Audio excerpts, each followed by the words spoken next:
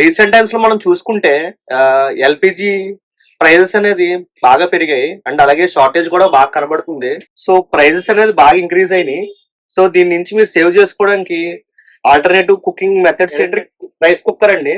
కానీ దీంట్లో మీరు ఓన్లీ కుకింగ్, బాయిలింగ్ కి బాగా, స్టీమింగ్ కి బాగా వాడుకోవచ్చు.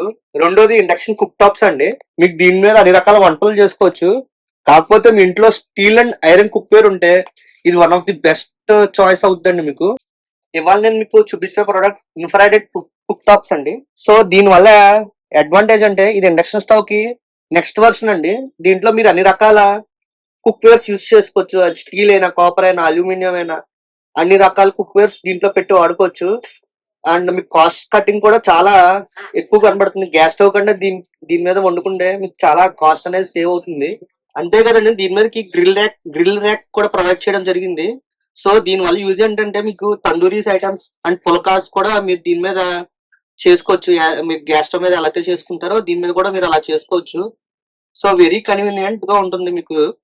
మీరు దీంట్లో చూసుకుంటే 60 డిగ్రీస్ నుంచి 700 డిగ్రీస్ దాకా టెంపరేచర్ జనరేట్ అవుతుంది.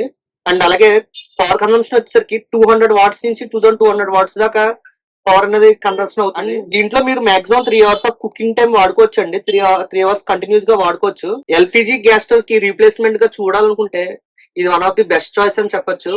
మరిన్ని లాంటి ప్రొడక్ట్స్ కోసం please follow us. Thank you.